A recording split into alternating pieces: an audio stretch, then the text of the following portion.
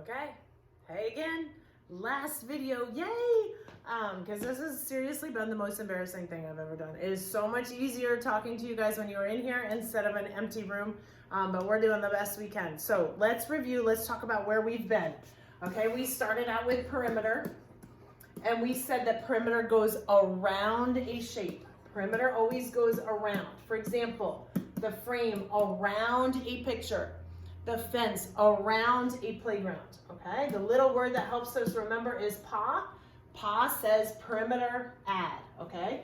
We always add up all the sides. So if I had this little rectangle, I knew he was 4 centimeters, 3 centimeters, 4 centimeters, and 3 centimeters.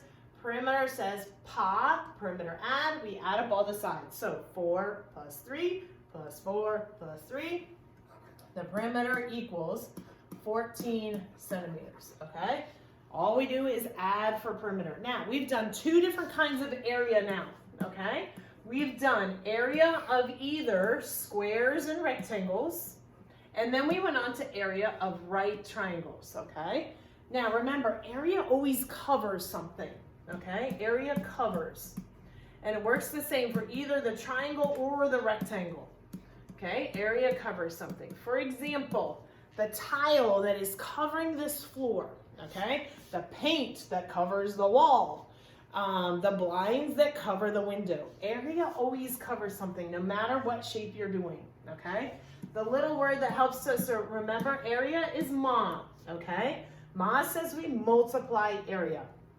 The first time that I talked to you about this, we talked about Cheez-Its. We said that we could take Cheez-Its and we could cover a shape and figure out how many little squares are covering a shape.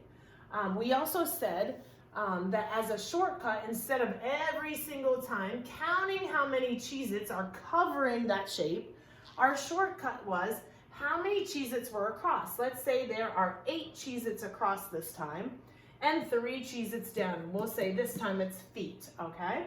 So our shortcut says how many long, 8 long, 3 wide. So we multiply area, the length times the width, 8 times 3 is 24 feet. Now, once again, with area, whoops, that went off the bottom, so I'm gonna put it up here.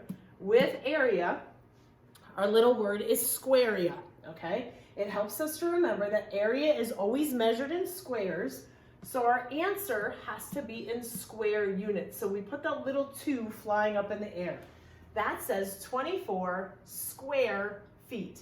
Now, I could also write it with words, but I'm a little bit lazy. I'm gonna put the little symbol for squared, 24 square feet. Now, you have to have the square with the feet, otherwise it's gonna be wrong, unfortunately. So, area is ma, multiply area, the length times the width. Now, we went on to triangles next, the area of a triangle.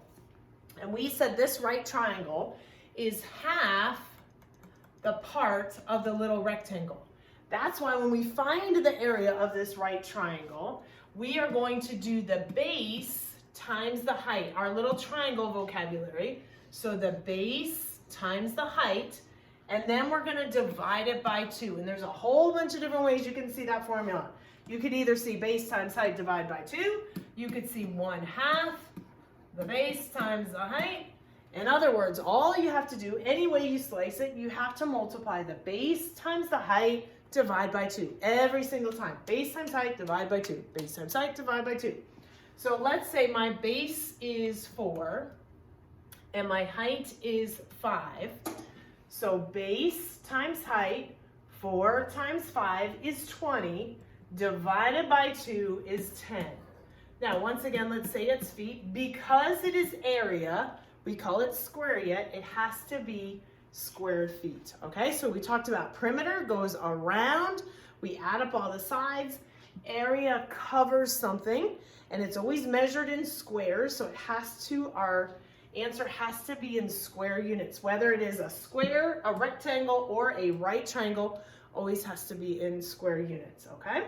Now, the last thing that we're gonna talk about today is volume, okay? And volume fills a container, okay? Whether it is pattern blocks filling my basket here, volume always fills a container. Now, what we were gonna do, let me reach in front of the camera here. I have these little boxes, and in class, our activity was going to be, we were going to see how many of these little cubes would fill a container, okay? So we were gonna start laying these cubes in and figure out how many of these cubes filled a container. Now, that's a lot of counting.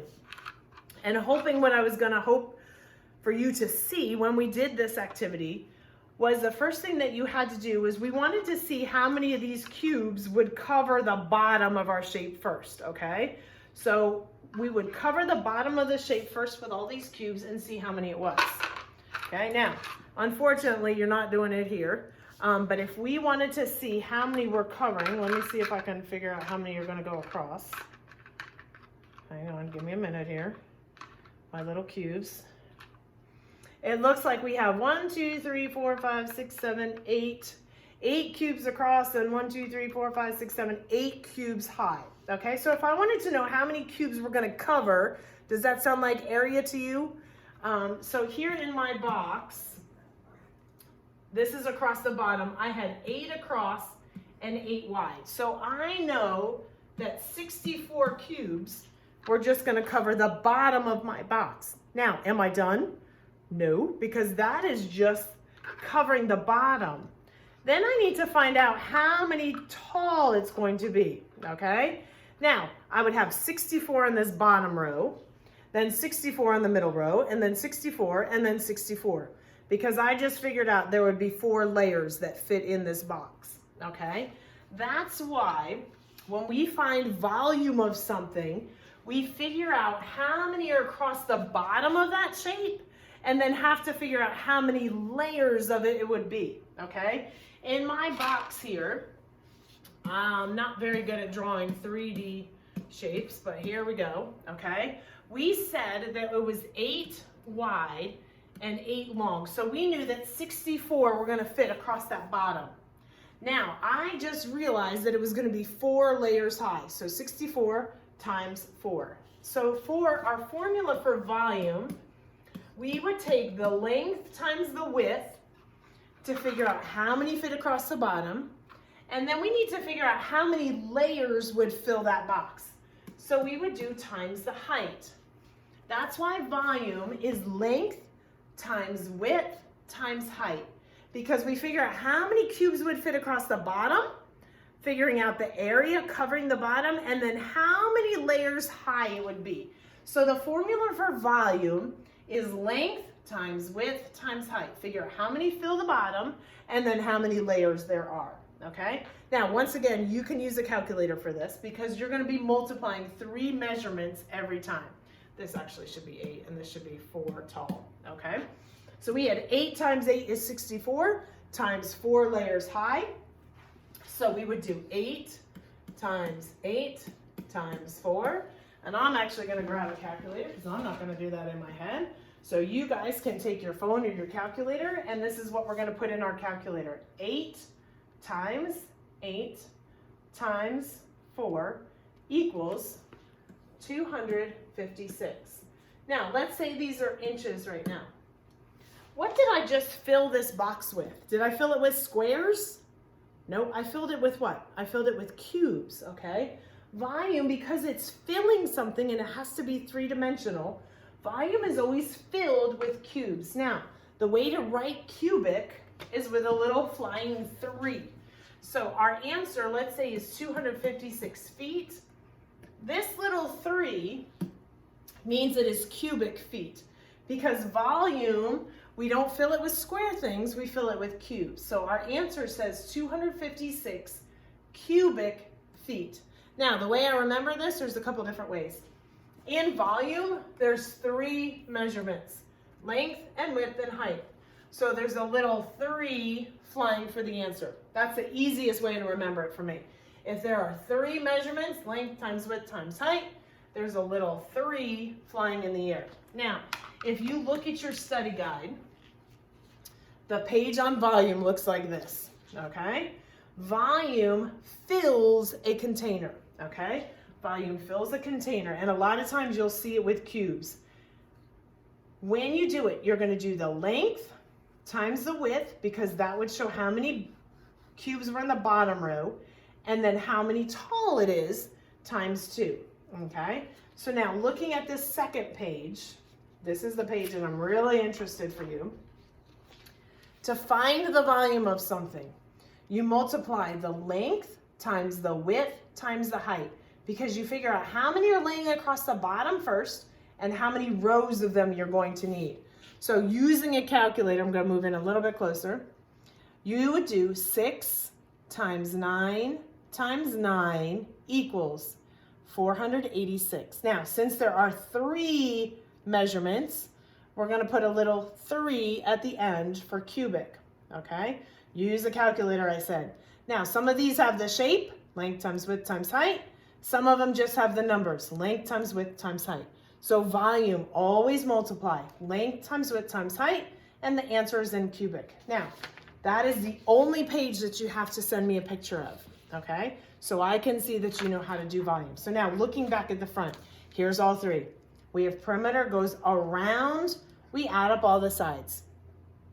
Area, there's 2 ways that we find area. Either with squares and rectangles, length times width, or triangles, base times height, divide by 2. Volume, here it is. This is what we did right now. Volume is always measured in cubes because it fills a container. So the volume is the length times the width times the height.